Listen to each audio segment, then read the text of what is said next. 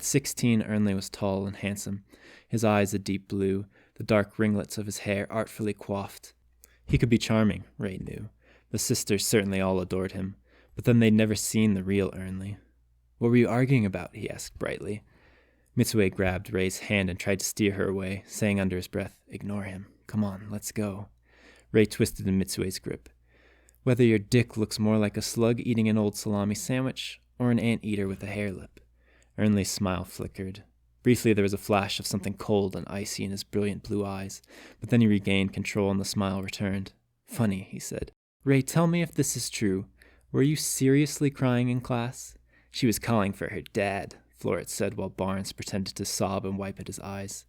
There was something of the troglodyte in the twins' mirrored appearance, their faces pinched, their foreheads protruding, their eyes bovine, a resemblance only further highlighted by their juxtaposition with Ernley.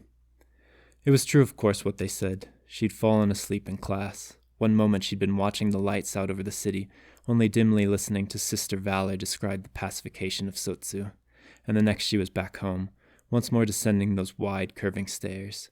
She was looking for something important, or someone. She knew that much. It was instinct, compulsion, a part of her, but the details were vague, and then she'd seen him sitting at the kitchen table with his back to her father. She'd stepped towards him, her feet whispering on the wood, afraid to say his name, afraid to break the magic. And just as she'd reached out a quivering hand to touch him, he'd fallen, and a vast darkness had swallowed him. She woke crying out to him, her eyes opening to find Sister Valor standing over her, disapproval etched into the creases around her mouth, and every eye in the room focused on her. "Don't listen, he's just trying to get in your head," Mitsue whispered into her ear. "Is it true? Do you miss Daddy?" Ray went stiff in Mitsue's grip and slammed to a stop. "Sorry, did I touch a nerve?" Ernley asked tenderly. "That is why you were crying, right? Because widow Daddy died." He laughed, as did Barnes and Floret. Ray went cold all over. She could feel the blood pushing through her head, every nerve, every muscle fiber in her body pulled taut. Mitsue continued to mutter under his breath almost like a prayer. Ignore him. It doesn't matter." "Yeah, Ray," Ernley chimed in. "Ignore me. Listen to your little skink friend."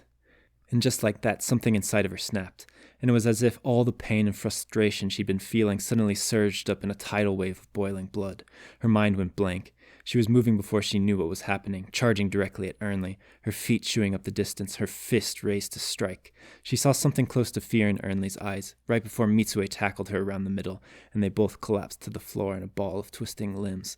"Let go of me!" Ray hissed through grit teeth, struggling, kicking. Mitsue only held on tighter. Ray rolled and elbowed him in the nose. It gave way, and a spray of hot blood splattered her cheek. Ernley and the twins laughed uproariously, egging them on. "Come on! Get her! Come on!" "What in God's name is going on out here?" Abbess Carmine thundered. At the sound of a fight she'd emerged from her office. Now her eyes raked the scene. With a slight bow, Ernley vanished round the corner and down the hall, the twins trailing behind him. Mitsue pushed himself to his feet, blood running down the front of his gray uniform. He pulled Ray up beside him. She didn't struggle. The fight had gone out of her completely, left her feeling empty and exhausted. Her entire body shook. Carmine took a long look at Mitsue's nose. It was clearly broken. Already great purple bruises were forming either side of it. Then she turned to Ray. Ray dropped her eyes to the floor.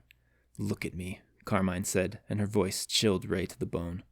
Ray met her gaze. "What did I tell you earlier?" Ray couldn't speak. Her mouth fell open, then closed. "I told you not to get into any more fights. And where do I find you?" "It wasn't her fault, Abbess," Mitsue mumbled, trying to staunch the blood with his hand. Carmine turned a withering gaze on him. "And how do you figure that, Mr. Kageda? I suppose your nose broke itself then, did it?" Mitsue shrank under her stare, but persisted. "Me broke there," he said, spitting blood across the floor. "It doesn't matter what he said." "He called Mitsue a skink," Ray said quietly.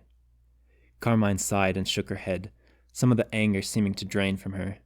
"You should have come to get me." She passed a fresh handkerchief to Mitsue. "Get over to the infirmary before Sister Terry goes to bed. And you," she continued, looking into Ray's eyes, "bed. Now, I'll punish you in the morning." With that she turned and walked away.